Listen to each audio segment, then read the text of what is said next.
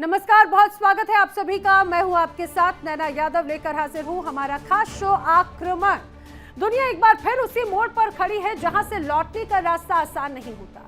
और इस वक्त जंग किसी एक कोने तक सीमित नहीं रही, बल्कि हालात बता रहे हैं कि ये आग अब महाजंग में बदल सकती है। और आज हम आपको दिखाएंगे तबाही की वो तस्वीरें जो साफ इशारा कर रही हैं कि दुनिया विनाश की तरफ बहुत तेजी से बढ़ रही है। वो तस्वीरें क्या है? दरअसल तस्वीर आई मस्कट से, जहां पर बड़ी उम्मीदें थी कि यहाँ पर जो साथ में बैठक हुई वो कुछ अच्छा रूप लेकर आएगी, लेकिन मीटिंग हो गई नाकाम। कूटनीति की मेज पर बात बिगड़ते ही वाशिंगटन से लेकर पश्चिमी गलियारों तक हलचल तेज है। डोनाल्ड ट्रंप गुस्से से लाल हैं और इसी गुस्से के बीच में किसी भी वक्त सैन्य कार्रवाई का बटन दब सकता है, यानी शांति की आखिरी कोशिश दम तोड़ती नजर आती है। जो दूसरी तस्वीर नजर आई ईरान, जहां आज की रात बेहद भारी मानी जा रही है। संकेत साफ है, ईरान पर हमला अब सिर्फ आशंका नहीं, लगभग तय माना जा रहा है।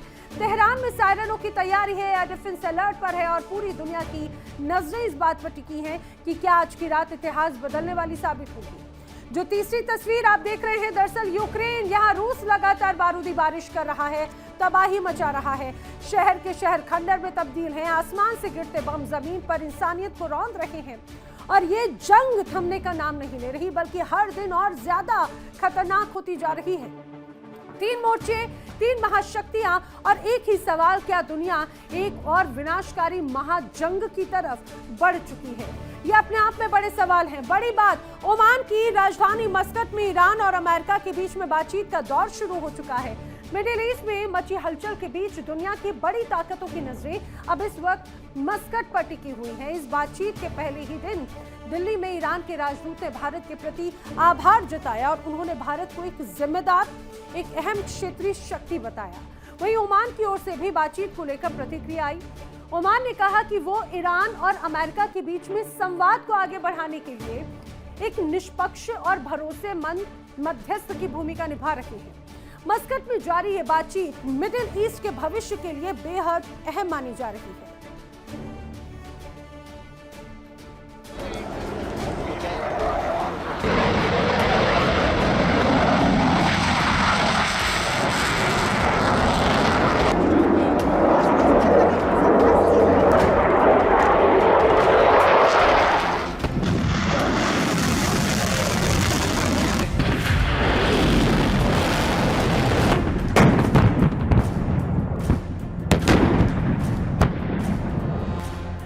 मिडिल ईस्ट से इस वक्त तूफान गुजर रहा है।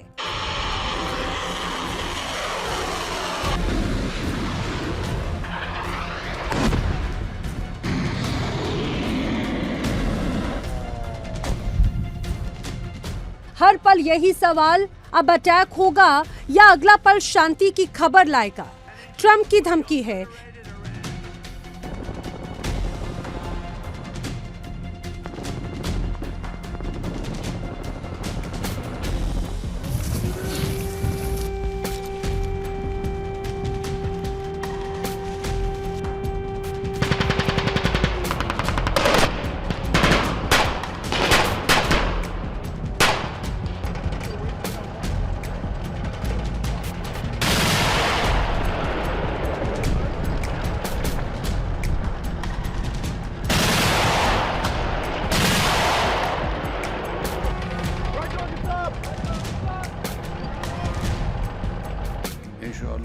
खामनेई की चेतावनी और उनके बीच आज एक ऐतिहासिक मुलाकात।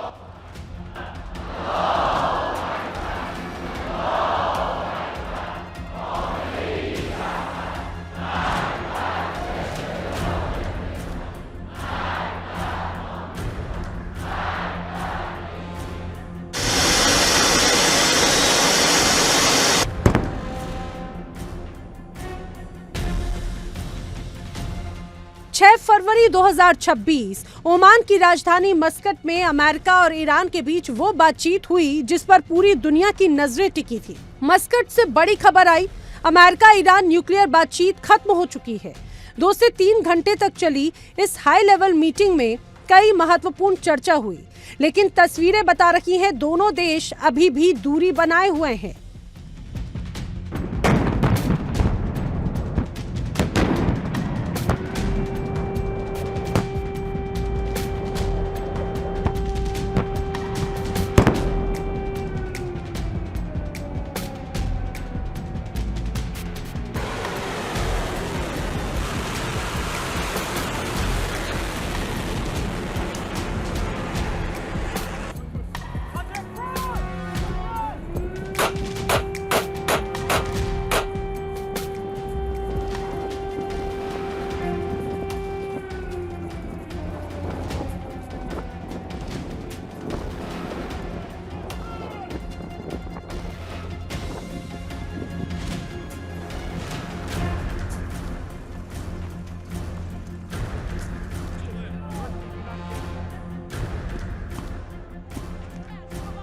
पहले ईरानी प्रतिनिधिमंडल बाहर निकला और उसके कुछ देर बाद अमेरिकी टीम रवाना हुई।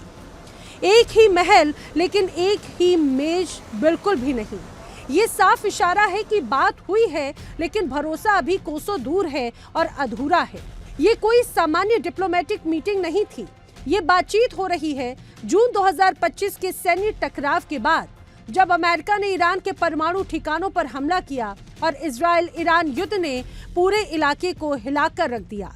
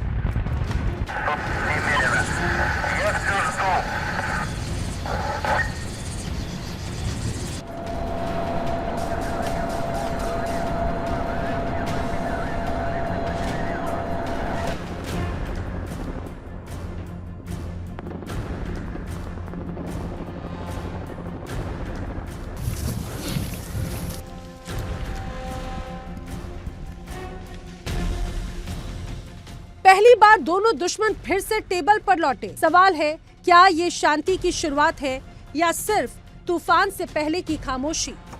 ईरान की ओर से विदेश मंत्री अब्बास अराक्ची, अमेरिका की तरफ से स्टीव विटकॉफ और ट्रंप के बेहद करीबी जेरेड कुशनर और इस पूरी बातचीत का पुल बने ओमान, जो एक बार फिर मिडिल ईस्ट की डिप्लोमेसी का केंद्र बना।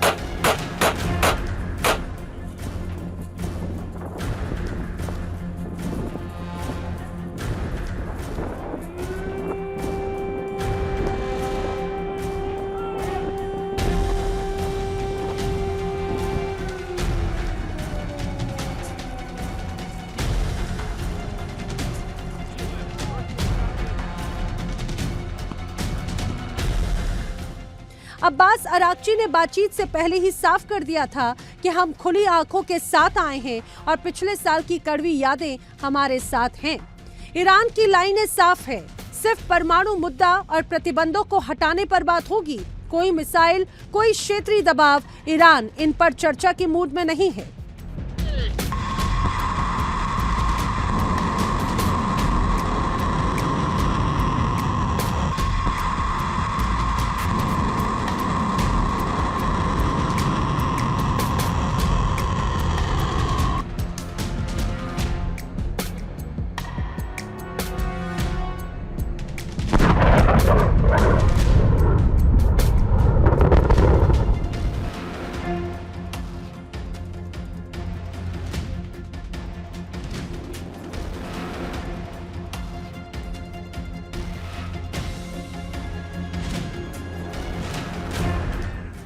लेकिन वॉशिंगटन की सोच अलग है। अमेरिका कहता है कि परमाणु कार्यक्रम के साथ बैलिस्टिक मिसाइल प्रोग्राम और क्षेत्रीय गुटों को मिल रही मदद, इन सब पर बात जरूरी है और यही वजह है कि दोनों देशों के बीच खाई अभी भी गहरी है।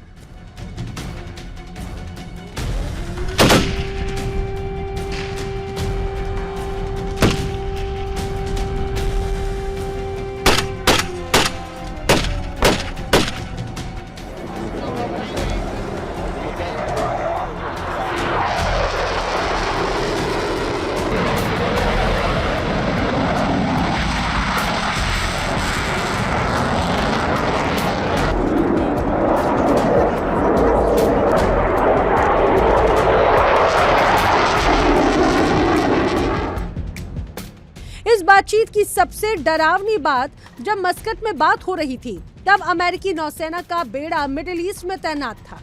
मतलब एक हाथ में डिप्लोमेसी, दूसरे हाथ में युद्ध की तैयारी। यही है आज की राजनीति।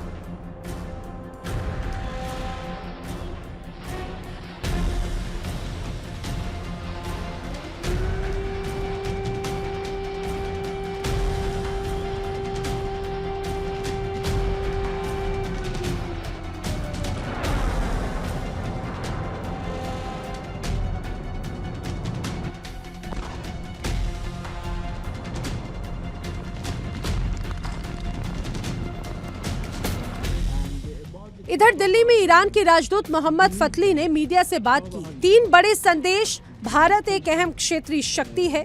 यूएनएचआरसी में भारत के रुख के लिए आभार। ईरान में भारतीय नागरिक सुरक्षित हैं और सबसे अहम, ईरान शांति चाहता है लेकिन अपनी संप्रभुता पर समझौता नहीं करेगा। सूत्रों की माने तो ओमान के विदेश मंत्री के जरिए दोनों देशों ने अपनी गुप्त शर्तों का कच्चा चिट्ठा एक दूसरे को सौंप दिया और इसे कहा जा रहा है पॉजिटिव फ्रेमवर्क। लेकिन ध्यान रखिए, ये समझौता नहीं, सिर्फ बातचीत का आधार है। सस्पेंस अभी भी कायम है।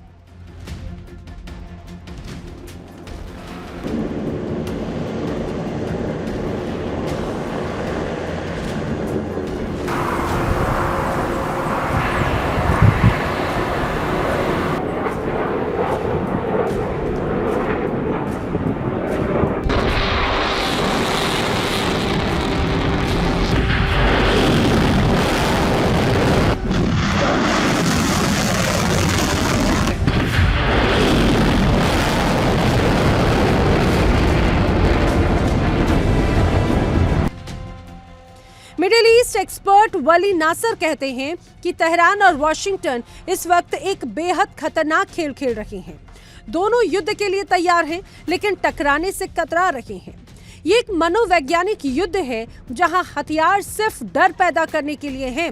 हर कोई चाहता है दूसरा पहले पलक झपकाए। सवाल आज भी वही, क्या मस्कट से शांति का रास्ता निकलेगा या ये सिर्फ वक्त खरीदने की रणनीति है? मिडिल ईस्ट में तलवारें खिंची हैं, उंगलियां ट्रिगर पर हैं, लेकिन नजरें अब अगली बातचीत की तारीख पर हैं।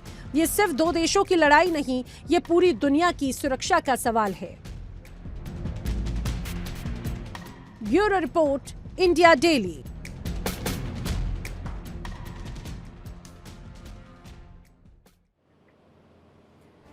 आज दुनिया के सबसे खतरनाक सवाल पर बात होगी और एक ऐसा सवाल जिससे मध्य पूर्व जल सकता है, इजराइल का वजूद खतरे में पड़ सकता है और पूरी दुनिया परमाणु युद्ध की दहलीज पर आ सकती है। सवाल सीधा है कि अगर ईरान परमाणु हथियार बना ले तो आखिर क्या होगा? क्या ये सिर्फ एक और परमाणु शक्ति होगी या फिर ये होगा तीसरे विश्व युद्ध का ट्रिगर?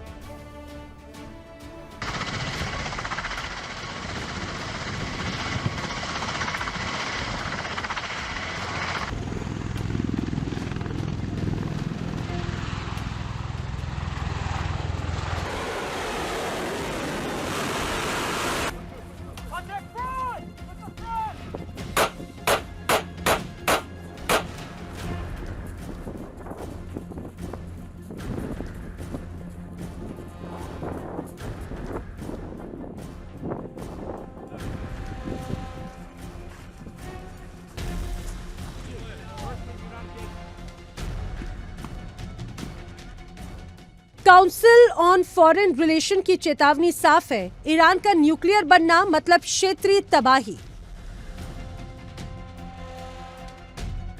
सबसे बड़ा खतरा इजराइल के लिए है। इजराइल साफ कह चुका है कि ईरान का परमाणु हथियार मतलब हमारा अंत। यही वजह है कि जून 2025 में इजराइल ने ईरान के परमाणु और सैन्य ठिकानों पर पूर्ण पैमाने पर हमला किया।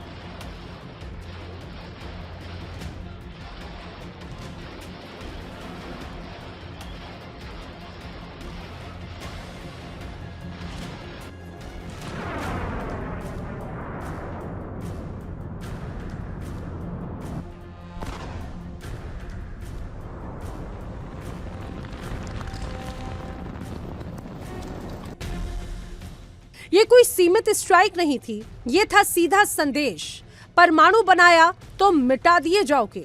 लेकिन सवाल ये है कि अगर ईरान के पास भी परमाणु हथियार आ गए तो इजराइल क्या हमला करेगा या फिर डर की वजह से पीछे हट जाएगा?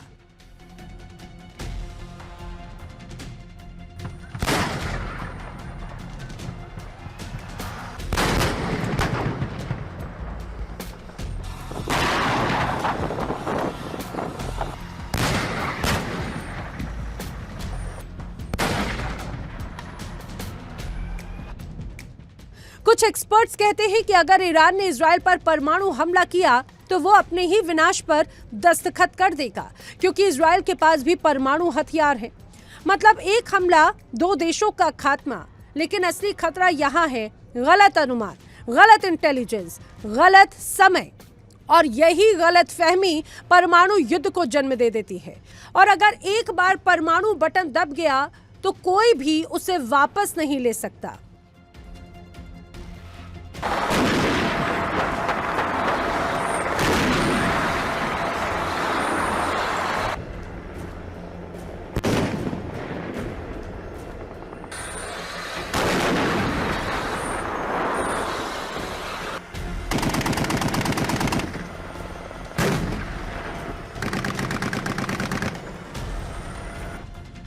अब बात करते हैं डोमिनो इफेक्ट की। अगर ईरान परमाणु शक्ति बना तो सऊदी अरब चुप बैठेगा क्या? बिल्कुल नहीं। विशेषज्ञ चेतावनी दे रहे हैं, ईरान के बाद सऊदी अरब, तुर्की, मिस्र अपने अपने परमाणु कार्यक्रम शुरू कर सकते हैं। मतलब मध्य पूर्व न्यूक्लियर बारूद खाना बन जाएगा, जहां एक चिंगारी पूरे इलाके को राख में तब्दील कर सकती है।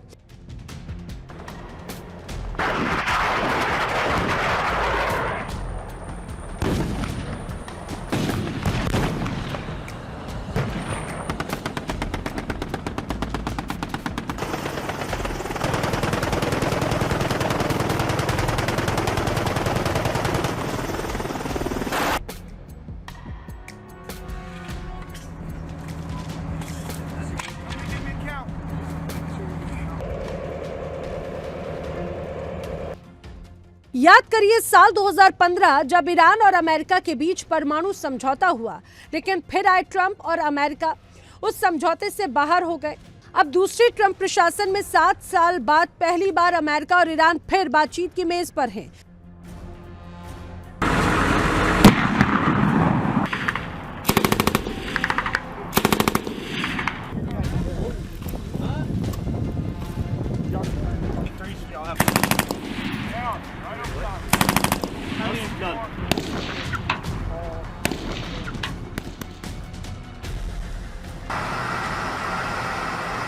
Road by the range, then we'll just get back on column, and then that route right there takes us into that one.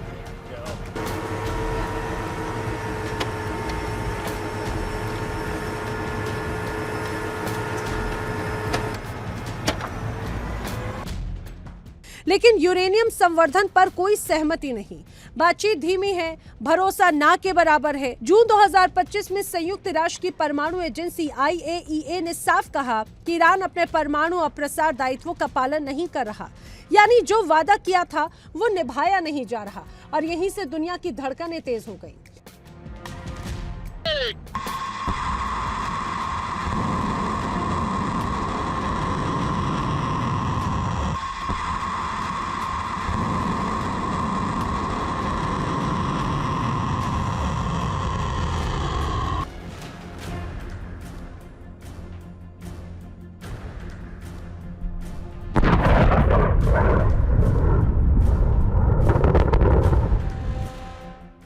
सीधा जवाब नहीं, लेकिन काउंसिल ऑन फॉरेन रिलेशन कहता है ईरान के पास ज्ञान है, वैज्ञानिक है, इंफ्रास्ट्रक्चर है, और अगर नेता चाहे तो बहुत कम समय में परमाणु हथियार बना सकता है। मतलब ईरान न्यूक्लियर थ्रेट होल्ड पर खड़ा है।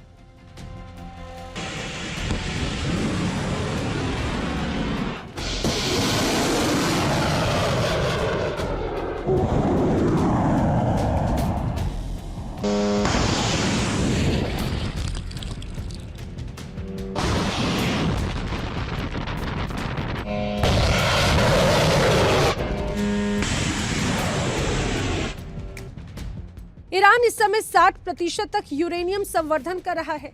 विशेषज्ञ कहते हैं कि इसे हथियार योग्य बनाने में अब ज्यादा वक्त नहीं लगेगा। ध्यान रखिए, सिर्फ कुछ दर्जन किलो पूरे शहर को तबाह करने के लिए काफी है। ईरान दशकों से कहता आया है, हमारा परमाणु कार्यक्रम शांतिपूर्ण है। अप्रैल 2024 में भी सरकारी प्रवक्ता ने यही कहा।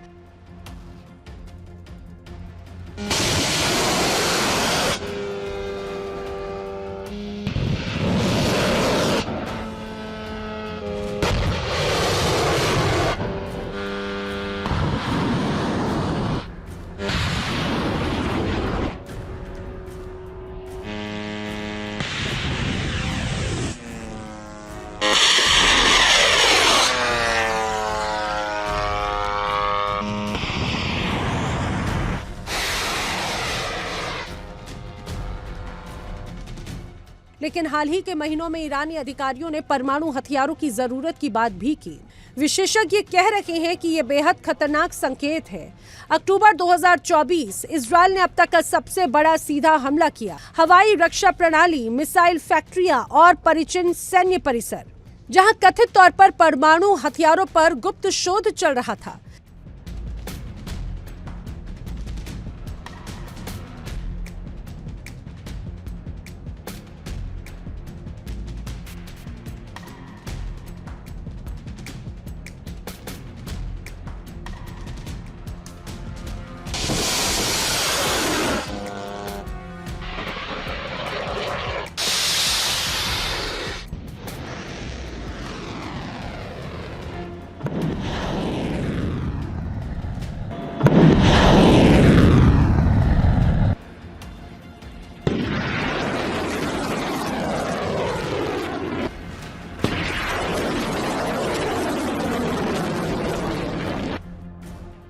यह हमला ईरान के बैलिस्टिक मिसाइल हमले के जवाब में था। मतलब दोनों देश सीधे युद्ध के मैदान में थे। आज हालात ऐसे हैं कि एक फैसला, एक मिस कैलकुलेशन, एक गलत आदेश और दुनिया परमाणु युद्ध में झुलस सकती है। सवाल यही है, क्या कूटनीति जीतेगी या फिर बम बोलेगा? क्या ईरान रुकेगा या दुनिया एक और परमाणु शक्ति देखने जा रही है?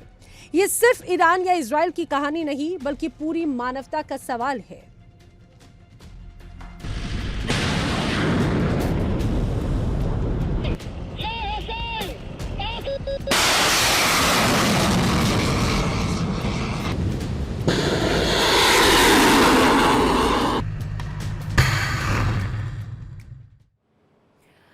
अबू धाबी में शांति की कोशिशों के बीच रूस ने यूक्रेन पर ऐसा धावा बोला कि पूरा देश दहल उठा। ड्रोन और मिसाइलों से ताबड़तोड़ हमले किए गए। राजधानी कीव समेत कई शहर निशाने पर रहे और एनर्जी सेक्टर पर सीधे सीधे वार हुआ। पावर प्लांट बंद हो गए। यूक्रेन अंधेरे में डूब गया। भीषण ठंड के बीच में बिजली और हीटिंग पूरी तरह से ठप रही। लोगों की मुश्किलें और बढ़ गईं। शांति की बात मेज पर है, लेकिन जमीन पर आज भी बारूद बरस रहा है। यूक्रेन में जंग अभी भी जारी है।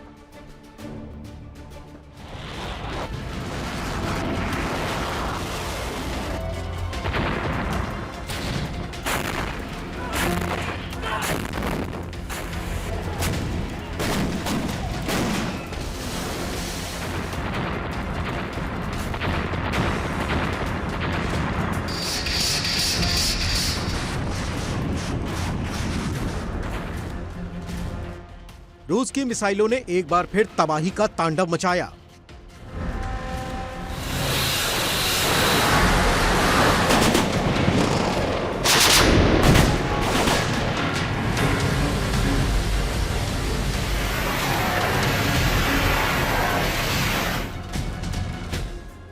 यूक्रेन की जमीन आज फिर धमाकों से कांप उठी।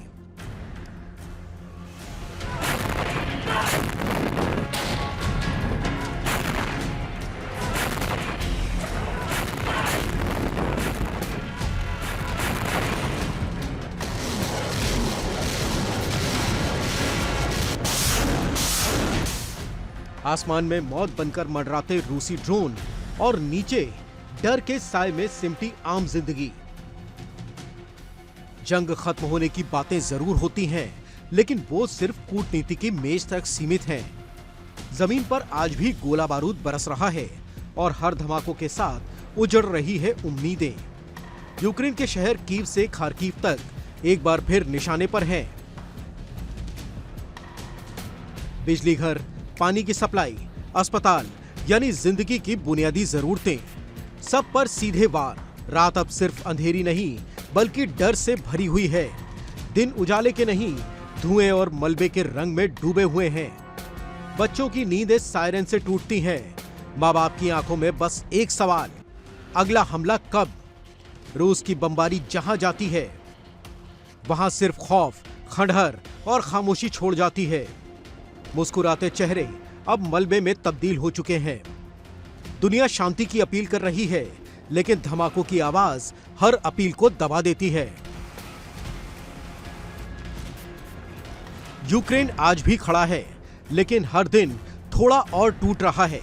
और सवाल यही है कि जंग सिर्फ बयानबाजी में खत्म होगी या जमीन पर भी कभी सुकून लौटेगा। लेकिन फिलहाल यूक्रेन में जंग जारी है।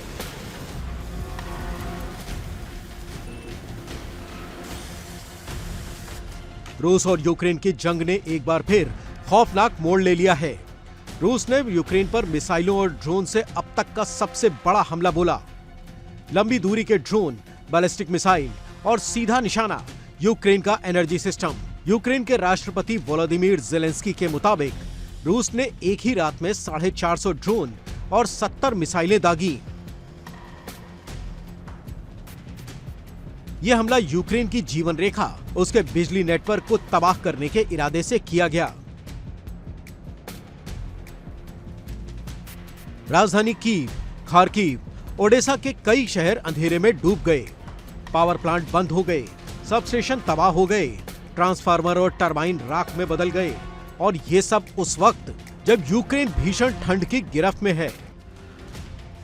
कीव में तापमान -20 डिग्री सेल्सियस तक गिर गया। अगले दिन भी -16 डिग्री की ठिठुरन बनी रही। सोचिए, जब बाहर जमा देने वाली ठंड हो और घर में न बिजली हो न हीटिंग, तो हालात कैसे होंगे? कीव के मेयर विताली क्लिट्स्को के मुताबिक सुबह तक राजधानी के 1110 अपार्टमेंट इमारतों में हीटिंग सिस्टम बंद हो चुका था। हजारों परिवार ठंडे कमरों में कैद हो गए। हमले के बाद कीव के रिहायशी इलाकों में आग लग गई। एक किंडरगार्टन क्षतिग्रस्त हो गया, एक गैस स्टेशन तबाह हो गया, कम से कम 5 लोग घायल हुए। यूक्रेन की सबसे बड़ी निजी बिजली कंपनी ने बताया कि अक्टूबर के बाद यह उसके थर्मल पावर प्लांट पर 9वां सबसे बड़ा हमला था। कंपनी का कहना है कि इस साल यह बिजली व्यवस्था पर अब तक का सबसे बड़ा हमला है। राष्ट्रपति ज़ेलेंस्की ने साफ आरोप लगाया कि रूस जानबूझकर ठंड के मौसम में यूक्रेन के एनर्जी सिस्टम को निशाना बना रहा है, ताकि लोगों को रोशनी, हीटिंग और पानी जैसी बुनियादी सुविधाएं न मिल सकें।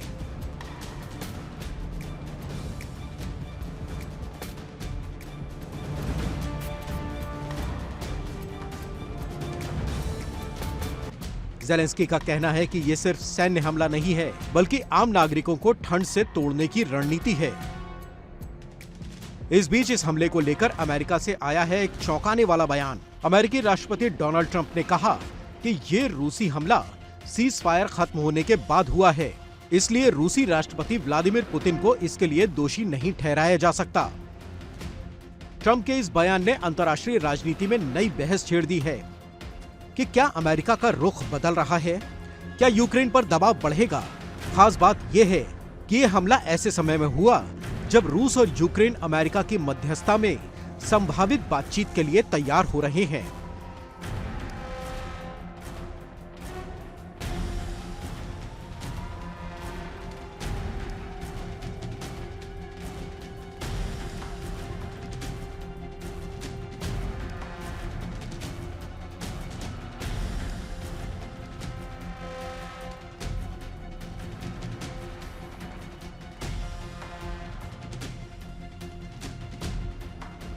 दोनों देश संयुक्त अरब अमीरात के अबू धाबी में वार्ता में शामिल होने वाले हैं।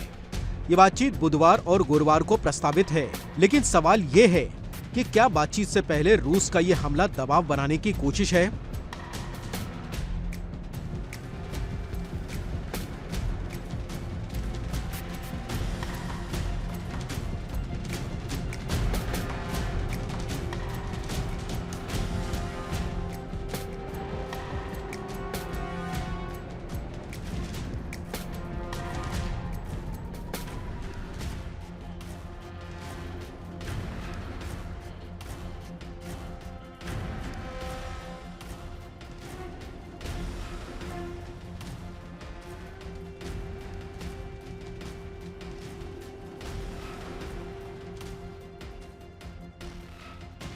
रूस ने इस हमले में बिजली संयंत्रों के साथ साथ सबस्टेशन, ट्रांसफार्मर, टरबाइन और जनरेटर को निशाना बनाया, यानी यूक्रेन में बिजली नेटवर्क की रीढ़ तोड़ने की पूरी कोशिश।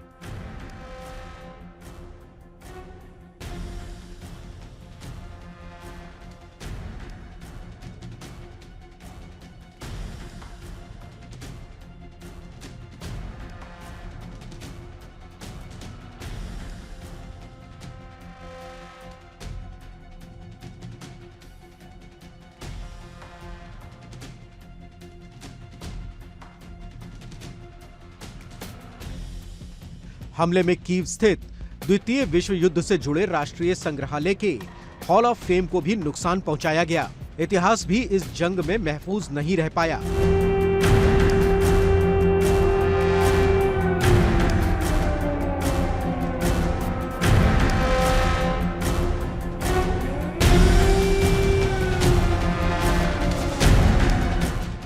रूस की बमबारी सिर्फ इमारतें नहीं तोड़ रही है, बल्कि यूक्रेन की रोजमर्रा की जिंदगी को ठप कर रही है। इस बीच नेटो की ओर से यूक्रेन को समर्थन का भरोसा मिला है। नेटो महासचिव मार्क रूटे ने यूक्रेन की संसद में कहा कि नेटो देश यूक्रेन की मदद जारी रखेंगे। रूटे के मुताबिक पिछले साल से अब तक नेटो देशों ने यूक्रेन को 75% मिसाइलें और 90% एयर डिफेंस सिस्टम मुहैया कराए हैं।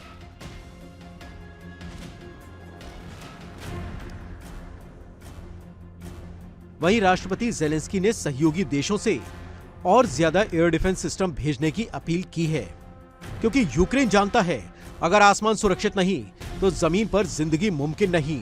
फरवरी 2022 से शुरू हुई जंग को 4 साल पूरे होने को हैं, लेकिन न अंत नजर आता है न राहत। एक तरफ कूटनीति की बातें, दूसरी तरफ मिसाइलों की मार। सवाल वही कि क्या अबू धाबी की वार्ता जंग को थाम पाएगी या यूक्रेन की सर्द रातें और भी लंबी होंगी, क्योंकि फिलहाल यूक्रेन में जंग भी जारी है, ठंड भी और संघर्ष भी चरम पर है। रूस यूक्रेन युद्ध एक ऐसा युद्ध बन चुका है जो सिर्फ सीमाओं के लिए नहीं बल्कि इंसानियत की कीमत पर लड़ा जा रहा है, और इस युद्ध में अब तक लाखों सैनिक अपनी जान गंवा चुके हैं। दोनों देशों के कई बड़े शहर जो कभी आधुनिकता और विकास की मिसाल थे, खंडहरों में तब्दील हो चुके हैं। ऊंची ऊंची इमारतें जो कभी जीवन से भरी थी, आज सिर्फ मलबे और यादों का ढेर है।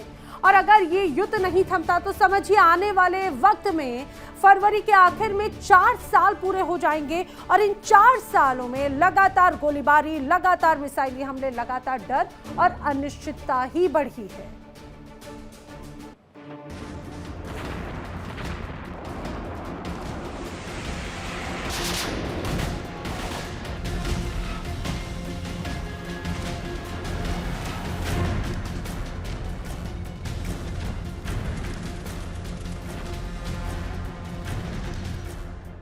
इन 4 सालों में कई बार सीज फायर की बातें हुई, कई बार लगा कि शांति की एक किरण दिखाई दे रही है, लेकिन हर बार कोई न कोई जिद आड़े आ जाती है।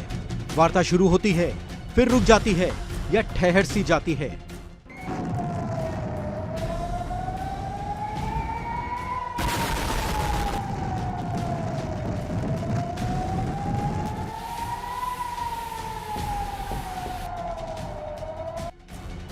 क्योंकि रूस और यूक्रेन दोनों के अपने अपने निहित एजेंडे हैं, दोनों अपनी अपनी शर्तों पर अड़े हैं। कोई इलाके की बात करता है, कोई सुरक्षा की गारंटी मांगता है, कोई इतिहास का हवाला देता है तो कोई भविष्य की रणनीति का। और इसी टकराव के बीच जैसे ही मौका मिलता है, एक दूसरे को सबक सिखाने के नाम पर फिर से हमला कर दिया जाता है।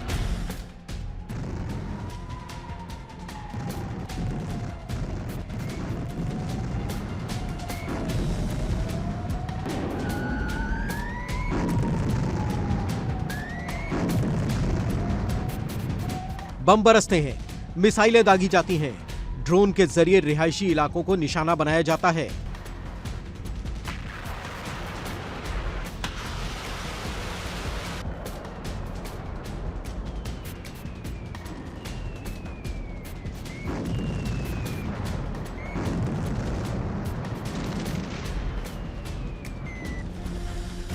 नतीजा मौत का तांडव।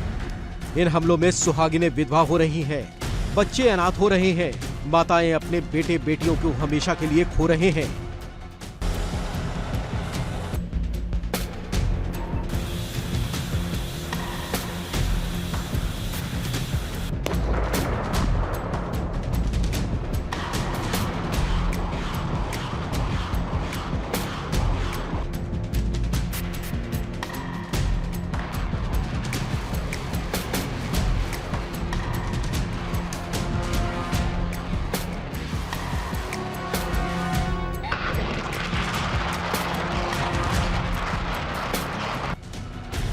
ये सिर्फ दो देशों की लड़ाई नहीं रह गई है, ये सत्ता, प्रभाव और साजिश का एक भयानक खेल बन चुका है।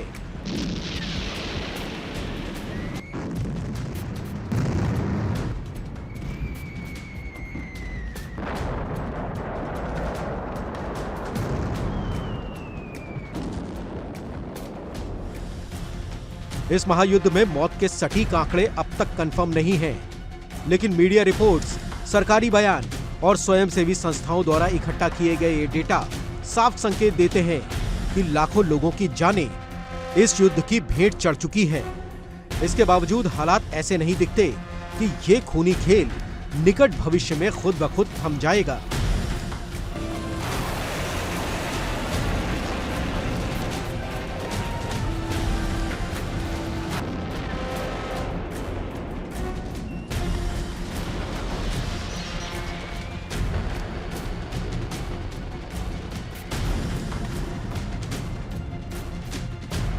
दोनों देश अमन चैन की बात तो करते हैं, शांति की बातें भी करते हैं, लेकिन शांति की राह पर दो कदम भी चलने को तैयार नहीं दिखते।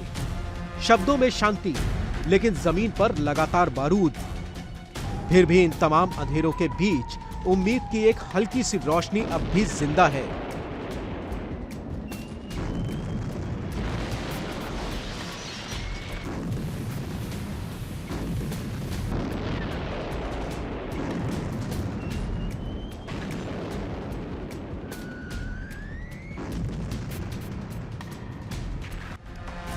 दुनिया उम्मीद कर रही है कि यूक्रेन के जेलेंस्की और रूस के पुतिन निकट भविष्य में सीधी और सार्थक वार्ता करेंगे। शायद किसी समझौते की मेज पर जंग से ज्यादा जिंदगियों को अहमियत दी जाएगी।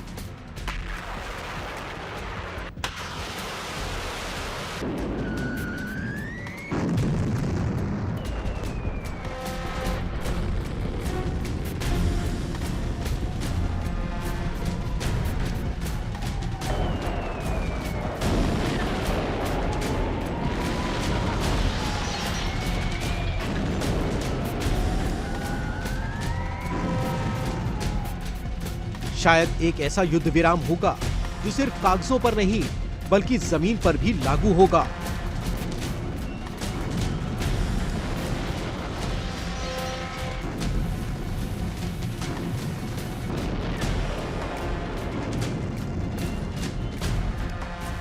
क्योंकि अगर युद्ध और लंबा चला तो हार किसी एक देश की नहीं होगी, हार पूरी इंसानियत की होगी।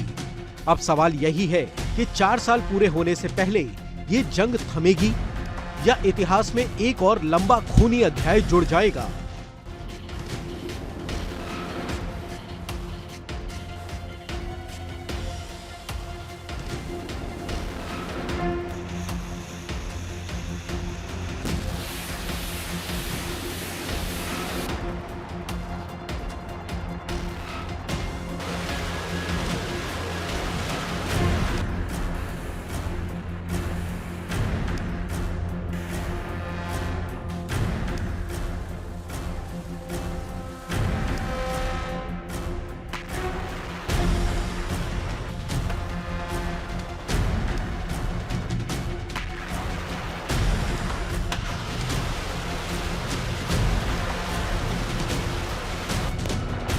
रूस और यूक्रेन युद्ध को करीब 4 साल पूरे होने को हैं और इन 4 सालों में यूक्रेन ने जंग ही नहीं लड़ी बल्कि बहुत कुछ खोया भी।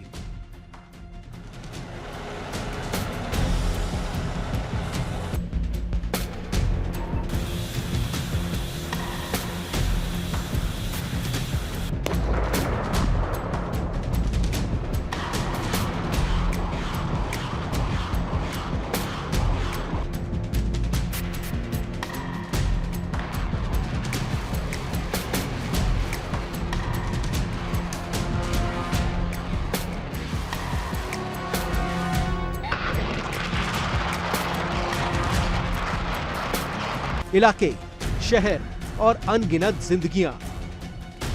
इन लगभग 4 साल की जंग में यूक्रेन के कई इलाके उसके हाथ से निकल चुके हैं।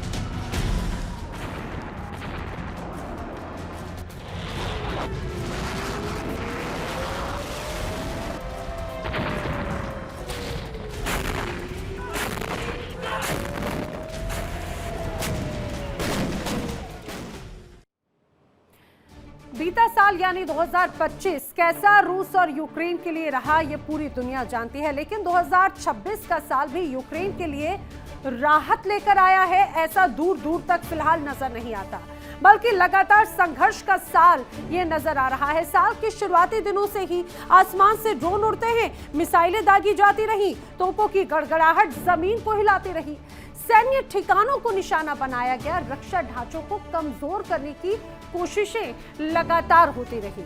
यूक्रेन के कई शहर अभी भी जंग की चपेट में हैं। रिहायशी इलाकों के आसपास हर दिन खतरे की आशंका बनी रही।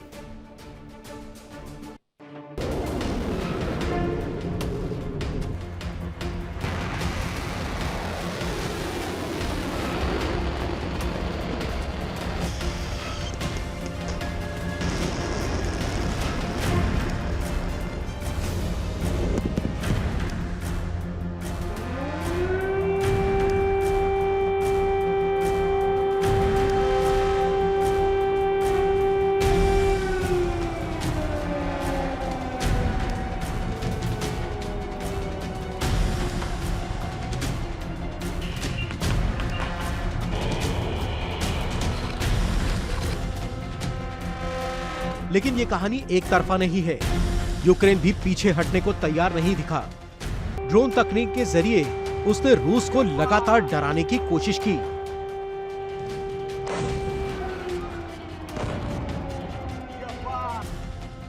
यूक्रेन ने सिर्फ सीमावर्ती इलाकों तक ही नहीं, बल्कि मॉस्को तक हमला करने से भी पीछे कदम नहीं खींचे। इन हमलों का मकसद साफ था, रूस को यह दिखाना कि युद्ध की आग उसके घर तक भी पहुंच सकती है।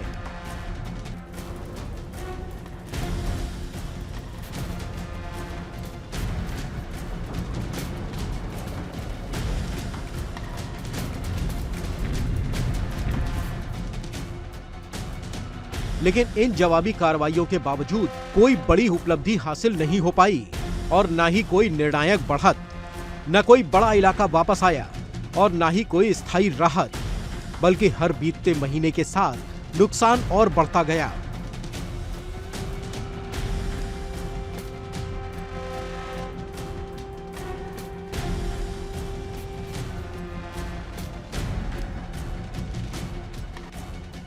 सैनिकों की थकान, आर्थिक दबाव और आम नागरिकों की लगातार बिगड़ती जिंदगी, शहरों में बिजली और संसाधनों की अनिश्चितता, लोगों के चेहरों पर डर और इंतजार।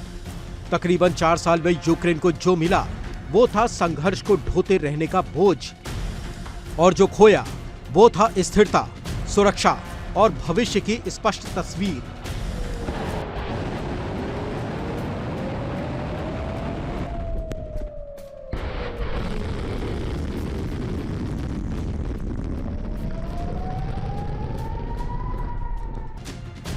राजनीतिक स्तर पर भी यूक्रेन के सामने कठिन चुनौतियां बनी रहीं। अंतर्राष्ट्रीय समर्थन की बातें तो हुई, लेकिन जमीनी हालात तेजी से नहीं बदले। रूस और यूक्रेन दोनों अपनी अपनी रणनीतियों पर अड़े रहे। दोनों ने झुकने से इनकार किया और इसी टकराव का सबसे बड़ा असर यूक्रेन की जनता पर पड़ा।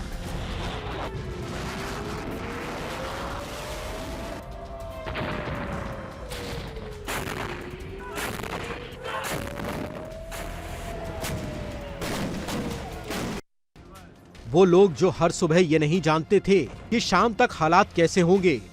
माताएं अपने बेटों की सलामती के लिए दुआ करती रहीं। बुजुर्ग एक शांत दिन की आस में वक्त काटते रहे। जंग अब सिर्फ मोर्चों पर ही नहीं रही, जंग धैर्य, संसाधन और हौसलों की बन चुकी है। फिर भी यूक्रेन ने हार नहीं मानी। उसका प्रतिरोध अब भी जारी है, लेकिन बड़ा सवाल यही है कि कब तक ड्रोन उड़ते रहेंगे।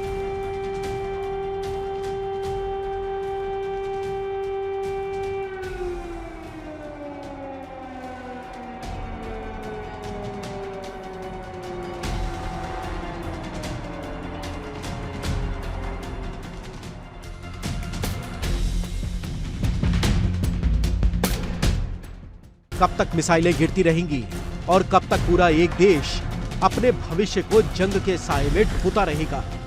साल दर साल बीत रहे हैं, लेकिन युद्ध की कहानी अब भी अधूरी है।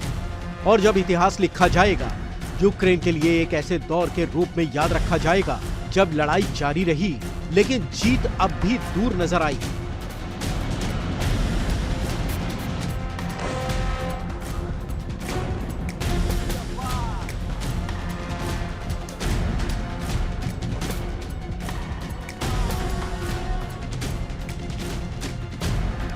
यूक्रेन के शहर बार बार अंधेरे में डूबते रहे, बिजली ग्रिड पर हमले हुए, ऊर्जा ढांचा बार बार निशाना बना, रातें लंबी होती चली गईं, अंधेरे में सायरनों की आवाजों के साथ इंफ्रास्ट्रक्चर जो किसी भी देश की रीढ़ होता है, सड़कें, पुल, ऊर्जा संयंत्र, रेल नेटवर्क, सब युद्ध की मार झेलते रहे। इस बीच यूक्रेन की सेना एक और बड़ी चुनौती से जूझ रही है, सैनिकों की कमी।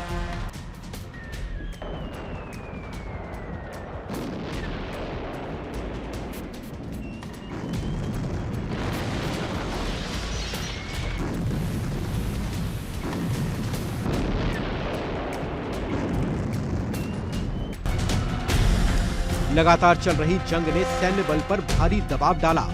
भर्ती, थकान और संसाधनों की सीमा स्पष्ट रूप से सामने आने लगी और इन्हीं हालातों के बीच ज़ेलेंस्की लगातार दुनिया से मदद की गुहार लगाते रहे।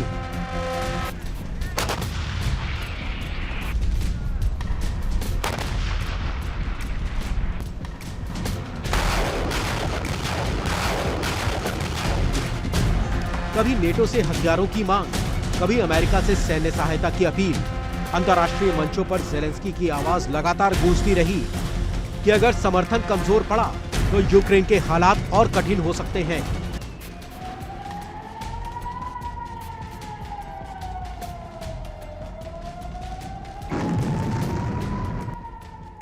हर मोर्चे और यहाँ पर वक्त एक ब्रेक का। इंडिया डेली अब आपके स्मार्ट टीवी पर भी मौजूद है। इंडिया डेली 24/7 अब आप लाइव देख सकते हैं इन सभी प्लेटफॉर्म्स पर।